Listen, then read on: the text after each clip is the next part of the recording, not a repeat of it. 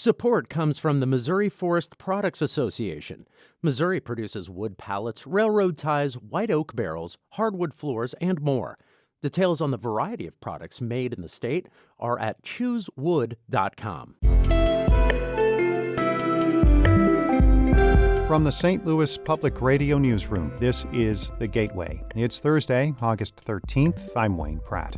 Environmental groups throughout the St. Louis region in recent weeks have expressed support for Black people.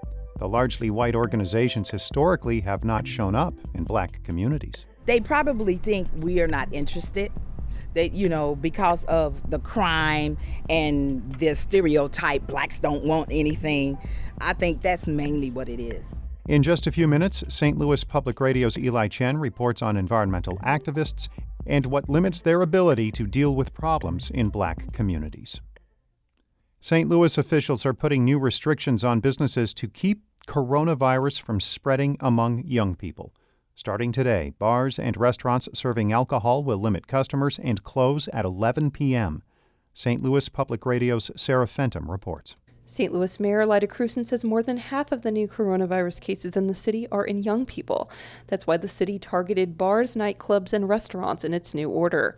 Krewson is also concerned about the high rate of positive tests statewide and the college school year starting soon. All of that combined has said to us that we cannot keep these numbers going up in 20 and 30-year-olds. The order also requires banquet halls and other large venues to limit the number of customers to 50% capacity.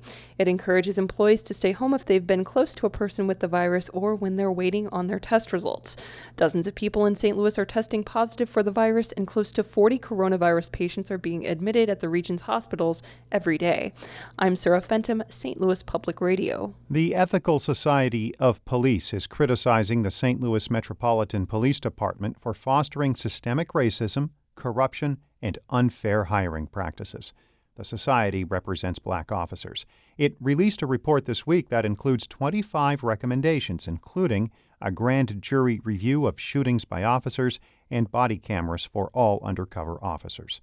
Society President Sergeant Heather Taylor says corruption in the police department has led to financial losses. We saw the other problems with retaliation where lawsuits were paid out as well in other cases. And we've paid out so much money and we're not following civil service rules, and it's time for us to follow them. A department spokesman says Chief John Hayden will review the society's report.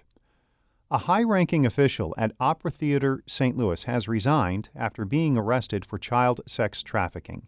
As St. Louis Public Radio's Jeremy Goodwin reports, the organization waited nearly 3 weeks before making any public announcement. Damon Bristow joined Opera Theater St. Louis in September as Director of Arts Administration.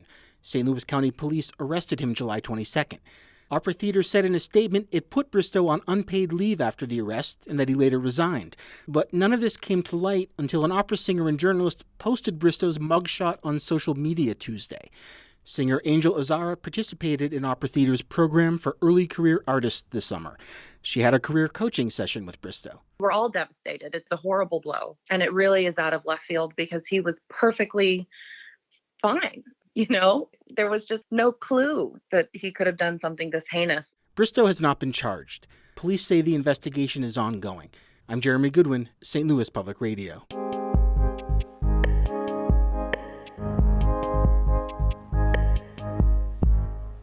St. Louis area environmental groups like the Sierra Club and the Missouri Coalition for the Environment have released statements supporting the Black Lives Matter movement. These largely white organizations acknowledge they tend to focus on policy and outdoor recreation. St. Louis Public Radio's Eli Chen reports the groups have done little to address environmental problems that affect predominantly Black St. Louis neighborhoods. At least twice a week this summer, Donna Washington tends the garden at Jubilee Community Church, near where North Grand Boulevard meets Interstate 70. The garden has many native Missouri flowers, rows of vegetables, and an orchard of jujube and fig trees. I like working outside because at home I cut my own grass, I pull weeds, I do all of that myself because that just comforts me and calms me. While working on the garden, Washington met members of the Nature Conservancy, an environmental nonprofit that helped fund the garden's construction in 2018. She'd never heard of them before, let alone seen environmental groups in North St. Louis, where she's lived all 63 years of her life. They probably think we are not interested. They, because of the crime and the stereotype, blacks don't want anything. I think that's mainly what it is. Groups like the Nature Conservancy, the Sierra Club, and the Missouri Coalition for the Environment have promoted outdoor recreational spaces, clean waterways, and other environmental issues in the St. Louis region for decades. But these largely white organizations haven't addressed illegal dumping, lead dust from demolitions, and other problems in black communities. Activists in recent years have publicly stated that black people experience worse environmental problems than white people do. Here's Gretchen Waddle-Barwick, interim director of the Sierra Club's Missouri chapter. The same people who are on the front lines of climate change are the same people who are on the front lines of racism and police brutality. But Waddle-Barwick says her organization lacks experience in engaging with black neighborhoods and wants to change their approach. Rather than come into communities and say, here's what we think you need, we're trying to listen more. And it's a change, and it's something that we're working on, and we're not perfect, and we're grappling with it. A large part of the problem is that these organizations have very few or no people of color on staff. Dorceta Taylor, an environmental justice professor at Yale University, found that only 16% of environmental nonprofits nationwide have employed people of color. Taylor says the people who work in these groups need to reflect who lives in their communities, but time is running out. The country is becoming more and more diverse, and within the next 2 to 3 decades, we will have the U.S. be a majority minority country. The movement sparked by the killing of George Floyd in Minneapolis has motivated many groups to stand with Black Lives Matter, but Taylor says environmentalists will struggle to show support for local black communities. If you've never, in your entire history, done anything in a community of color, if you've never engaged the young people in those communities, you don't have internships, you don't hire, does it sound hollow or does it sound genuine? Environmental organizations largely focus on work that they receive funding for, like reducing agricultural runoff in the Mississippi River. But they often don't act on what communities of color need.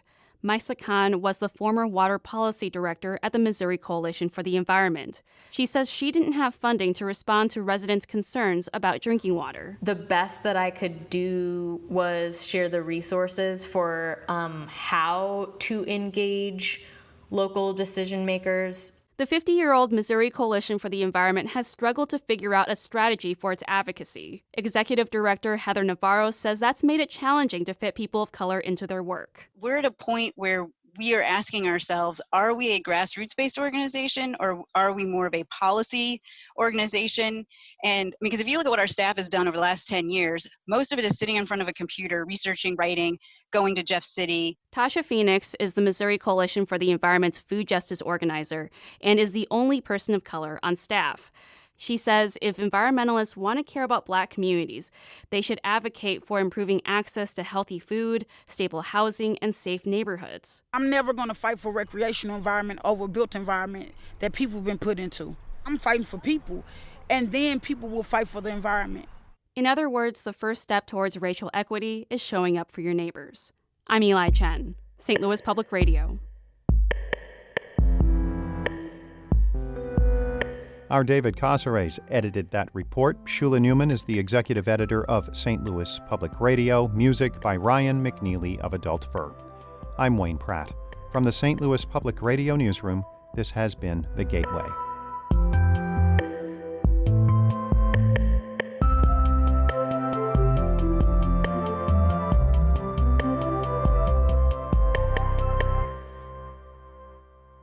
Support comes from the Missouri Forest Products Association, providing more than 41,000 jobs in the production of wood pallets, railroad ties, white oak barrels, hardwood floors, and more.